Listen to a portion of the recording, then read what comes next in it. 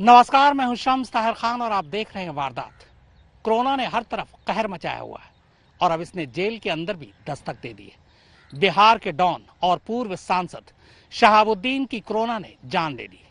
Underworld don छोटा राजन corona की वजह से अस्पताल में पड़ा है, जबकि अंडरवर्ल्ड डॉन दाऊद इब्राहिम का भतीजा कोरोना का शिकार होकर दम तोड़ चुका है। शीना बोरा हत्याकांड की आरोपी इंद्रानी मुखर्जी भी कोरोना की शिकार हो चुकी है। यानी कुल मिलाकर कोरोना ने अंडरवर्ल्ड में भी दहशत फैला रखा है।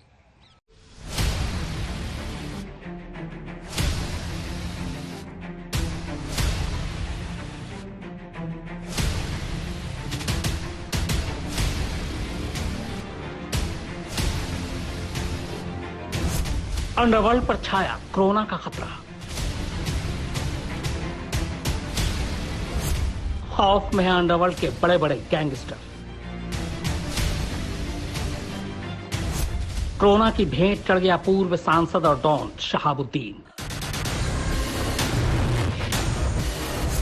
दाऊद इब्राहिम के भतीजे की कोरोना से मौत। कोरोना की जद में आया अंडरवर्ल्ड डॉन छोटा राजन।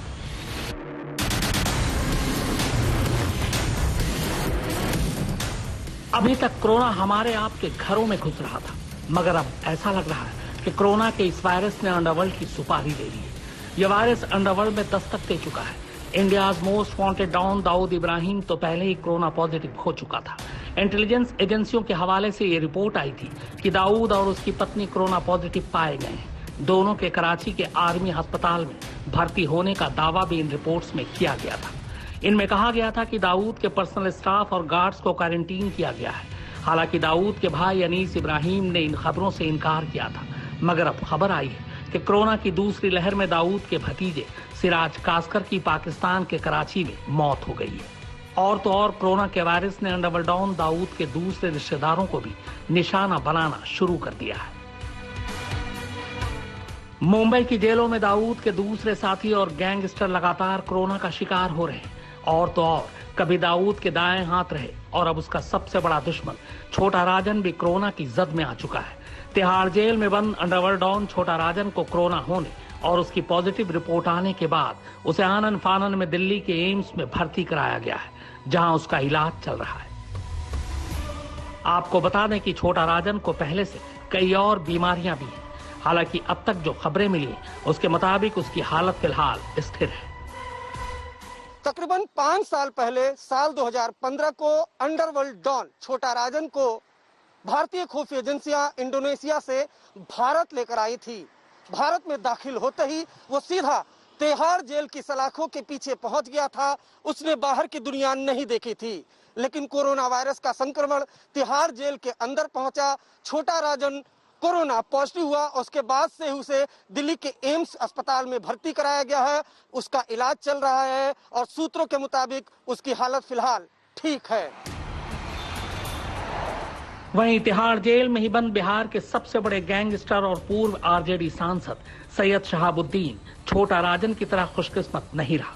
कोरोना पॉजिटिव होने के बाद उसे वक्त रहते अस्पताल में भर्ती नहीं कराया गया और जब कराया गया तब तक देर हो चुकी थी और उसकी मौत हो गई। शनिवार को जब पूर्व सांसद शहाबुद्दीन की तबीयत ज्यादा बिगड़ गई तो उसे दिल्ली के दीनदयाल उपाध्याय अस्पताल लाया गया, मगर उसे बचाया नहीं जा सका। कोरोना संक्रमण से उसकी मौत हो गई। ये तब हुआ जब दिल्ली हाईकोर्ट ने 3 दिन पहले ही दिल्ली सरकार और जेल प्रशासन को निर्देश दिया था कि शहाबुद्दीन का ठीक से इलाज कराया जाए। बिहार के सिवान इलाके से सांसद रह चुके सैयद शहाबुद्दीन की इलाज के दौरान मौत हो गई। शहाबुद्दीन कोरोना पॉजिटिव थे और दिल्ली के तिहाड़ जेल में हत्या के मामले में उम्र कैद की सजा काट रहे थे। बताया जा रहा है कि 20 अप्रैल के आसपास जब टेस्ट हुआ था, पहले संक्रमण के कुछ लक्षण पाए गए थे, उसके बाद टेस्ट हुआ, फिर सैयद शहाबुद्दीन का जब टेस्ट हुआ तो पॉजिटिव निकला और उसके बाद जो पास में हॉस्पिटल है दीनदयाल उपाध्याय हॉस्पिटल, वहां पर सैयद शहाबुद्दीन को भर्ती करा दिया गया।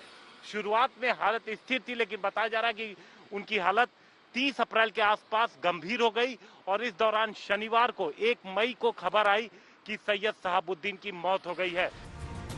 शहाबुद्दीन की मौत को लेकर आरजेडी और एचएएम ने सवाल उठाए हैं। उन्होंने शहाबुद्दीन की मौत की न्यायिक जांच कराने की भी मांग की है। हम पार्टी ने इस बारे में बाकायदा प्रधानमंत्री और गृह मंत्री को खत भी लिखा है। हम नेता जतिनराम मांझी ने तो बाकायदा ये मांग की है कि शहाबुद्दीन का अंतिम संस्कार राजकीय सम्मान के साथ किया जाए।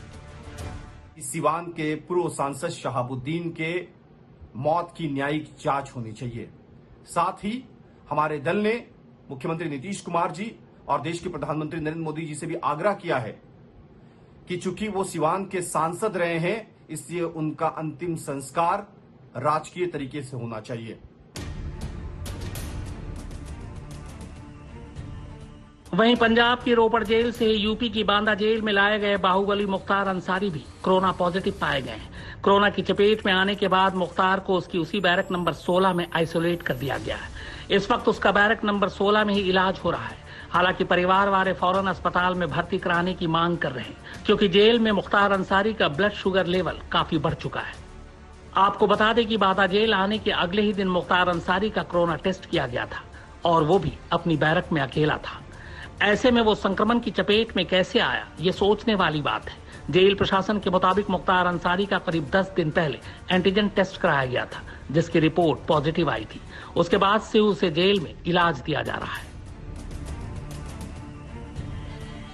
सीतापुर जेल में बंद सपा सांसद आजम खान और उनका बेटा भी कोरोना की जद में आ चुके हैं। जेल में कोरोना संक्रमित होने वालों में शीना बोरा हत्याकांड की आरोपी इंद्राणी मुखर्जी भी शामिल है, जबकि इससे पहले तिहाड़ में बंद जेएनयू के पूर्व छात्र उमर खालिद भी कोरोना संक्रमित हो चुका है, जिसका फिलहाल तिहाड़ में ही इलाज चल रहा है। जेल में बंद नामी हस्तियों में बाबा राम रहीम और आसाराम बापू भी शामिल है, जो कोरोना पॉजिटिव तो नहीं है मगर कोरोना के खौफ में जी रहे हैं। ऐसी खबर आई है कि जेल में बंद आसाराम बापू तो कोरोना से इतना डरा हुआ है कि वो खुद को पैरोल पर छोड़े जाने की मांग को लेकर भूख हड़ताल पर बैठ गया था। जब बात बनी नहीं तो उसने तबीयत बिगड़ने की बात कही और जेल से उसे अस्पताल में भर्ती कराया गया। हालांकि उसे कोरोना की पुष्टि नहीं हुई है। उधर दूसरी तरफ रोहतक जेल में बंद रॉक स्टार बाबा भी कोरोना के खौफ में पैरोल की अर्जी लगा चुका है, मगर अब तक उसकी अर्जी मंजूर नहीं हुई है। देश की जेलों में कोरोना को लेकर जबरदस्त खौफ फैला हुआ है।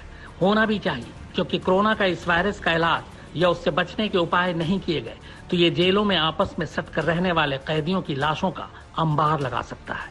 हमारे देश के इस मौजूदा हालात में जहां अस्पतालों में मरीजों का तांता है, ऑक्सीजन की कमी से लोग सड़कों पर मर रहे हैं, कोरोना का टेस्ट कराने वालों की लाइनें लगी हैं, आधे से ज्यादा देश घरों में कैद है, वहां जेलों में बंद कैदियों की सुध लेने वाला कौन है?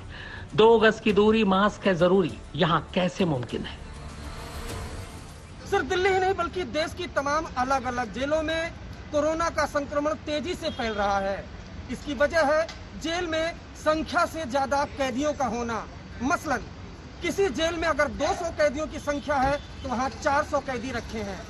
जेल में सोशल डिस्टेंसिंग का पालन कराना अपने आप में एक बड़ी चुनौती है। शायद यही वजह है कि सलाखों के पीछे भी अब कोरोना वायरस अपना संक्रमण तेजी से फैला रहा है। कहीं कैदियों की मौत हो रही है तो कहीं जेल स्टाफ। सब अपना अपना देख रहे हैं, इन पर किसी का जहन नहीं जा रहा है, जबकि इनमें कोरोना फैलने का खतरा सबसे ज्यादा है और देश के हर जेल में कोरोना फैलने की खबरें लगातार आ रही हैं। इसे रोका नहीं गया तो जेल में कोरोना तबाही मचा सकता है। इलाज की कमी से लाशों का अंबार लग सकता है। ये कैदी हैं, मगर इसका ये मतलब नहीं कि इनके ह्यूमन राइट्स नहीं है या इनके मानवाधिकार नहीं है। इन्हें भी कोरोना से उतना ही खतरा है जितना हमें और आपको। इनको भी जान प्यारी है और उसे बचाना जरूरी है जैसे बाकी लोगों की। लेकिन देश में जेल की मौजूदा हालात को देखते हुए क्या ऐसा मुमकिन है और सरकारें कोरोना से इनकी हिफाजत के लिए क्या कर रही हैं? ये जानने से पहले ये तो जानिए कि हमारे देश में जेलों का हाल क्या है।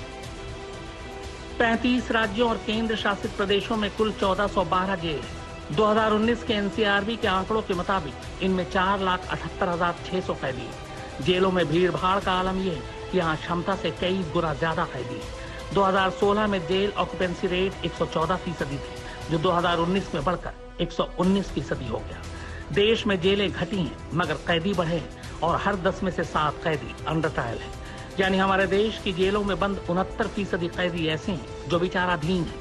दिल्ली की जेलों में कैदियों की संख्या सबसे ज्यादा 175% है। यानी जिन जेलों में 100 कैदियों के रहने की क्षमता है वहां 175 कैदी है। यूपी में ये स्थिति 168% है, यानी जहां 100 कैदियों की जगह है वहां 168 बंदी है।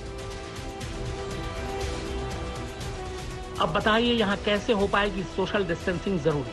अब तक देश के अलग अलग इलाकों से कैदियों और जेल स्टाफ के कोरोना पॉजिटिव होने और कोरोना से मौत होने की खबरें आ रही हैं। जब त्रासदी का ये बादल छंटेगा तब जाकर सही अंदाजा लग पाएगा कि सरकारों ने जेलों और कैदियों में कोरोना फैलने के डर को नजरअंदाज करके ये आंकड़े कहां तक पहुंचाए।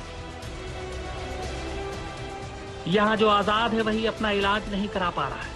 यूपी में बीजेपी विधायक इलाज के अभाव में दुनिया से रुखसत हो गए। तो सोचिए जो जेलों में कैद हैं उनका क्या हश्र हो रहा होगा। लापरवाही भले ही केंद्र सरकार की हो या राज्य की सरकारों की, खामियाजा कैदी भुगत रहे हैं। जबकि बुरी खबर यह है कि जेलों में बंद कैदियों में कोरोना का संक्रमण बहुत तेजी से फैल रहा है। दिल्ली मुंबई की जेलों में जहां बड़े बड़े कैदी बंद हैं वहां कोरोना से बुरा हाल है। आंकड़ों के मुताबिक दिल्ली और महाराष्ट्र में अब तक सैकड़ों कैदी कोरोना संक्रमित पाए गए हैं और इनमें कई दर्जन कैदियों की जान जा चुकी है। मुंबई में जेलों का आलम यह है कि सिर्फ ऑर्थर रोड जेल जिसमें 804 कैदियों की क्षमता है वहां 2000 से ज्यादा कैदी बंद हैं। वहीं ठाणे जेल की क्षमता 1105 है मगर वहां 3500 से ज्यादा कैदी बंद हैं। कोरोना इन जेलों में घुस चुका है और अगर वक्त रहते माकूल इंतजाम नहीं किया गया तो यहाँ 4x4 के कमरों में ठुसे कैदियों के लिए खुद को बचाना नामुमकिन हो जाएगा। इन खतरों को देखते हुए भी सरकारें खामोश हैं या फिर बेबस हैं। इसीलिए कोर्ट एक्शन में कोर्ट ने सरकारों को जेलों में कैदियों की कोरोना से सुरक्षा के निर्देश दिए। कैमरामैन विनोद शिकारपुरी, फारूक माब हैदर और सुप्रतीन बनर्जी के साथ शम्स ताहिर खान, आज तक। इस वक्त हिंदुस्तान के अलग अलग जेलों में 5 लाख से ज्यादा कैदी बंद हैं और जेल के अंदर 2 गज की दूरी बेहद मजबूरी है। अब यही वजह है कि सुप्रीम कोर्ट को इस मामले में दखल देना पड़ा है। सुप्रीम कोर्ट ने अलग अलग राज्यों से कहा है कि वो ये देखे कि क्या इन कैदियों को इमरजेंसी जमानत या पेरोल पर कुछ वक्त के लिए छोड़ा जा सकता है।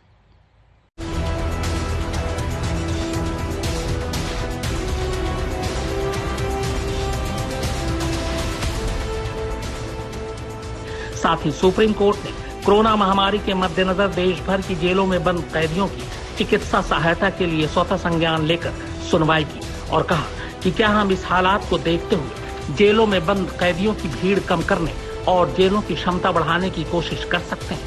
कोर्ट ने जेलों में कैदियों की तादाद को कम करने के लिए राज्यों से उन कैदियों को पेरोल या अंतरिम जमानत पर रिहा करने के लिए भी विचार करने को कहा है जो अधिकतम 7 साल की सजा काट चुके हैं। अब राज्य सरकारों को यह तय करना है कि किस श्रेणी के अपराधियों को मुकदमों के तहत पेरोल या अंतरिम जमानत दी जा सकती है। जेलों में बंद 5 लाख कैदियों में करीब 70% कैदी अंडर ट्रायल है, यानी कि विचाराधीन। इस हिसाब से करीब 5 लाख में 3.5 लाख कैदी ऐसे हैं जिनके मुकदमे का अभी कोई फैसला नहीं हुआ, यानी इनका जुर्म सिद्ध नहीं हुआ है।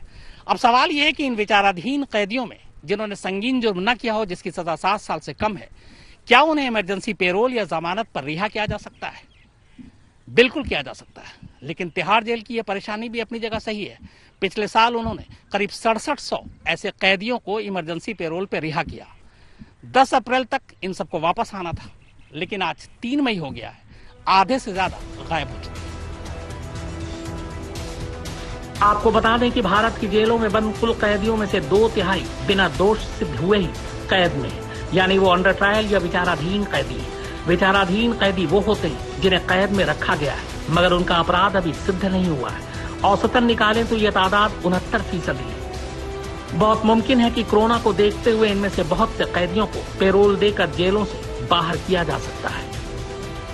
हालांकि ये फैसला इतना आसान भी नहीं होगा, क्योंकि पिछले साल जब कोरोना की शुरुआत हुई थी तो वायरस के खतरों को देखते हुए तिहाड़ जेल में बंद करीब 6700 कैदियों को इमरजेंसी पेरोल पर छोड़ दिया गया था, मगर उनमें से 3500 कैदी पेरोल की मियाद खत्म होने के बाद भी नहीं लौटे, फरार है। जाहिर है मौका देखकर अपराधी पेरोल लेकर फरार हो गए तो दूसरी मुश्किलें खड़ी हो जाएंगी। इन्हें वापस पकड़ने और जेल में बंद करने के लिए पुलिस को फिर से मशक्कत करनी पड़ेगी, या ये भी हो सकता है कि कोरोना के हालात को देखते हुए बाद में आने वाले कैदियों को कोर्ट खुद ही रियायत दे दी। कैमरामैन विनोद शिकारपुरी, फारूक माब हैदर और सुप्रतीन बनर्जी के साथ शम्स ताहिर खान, आज तक।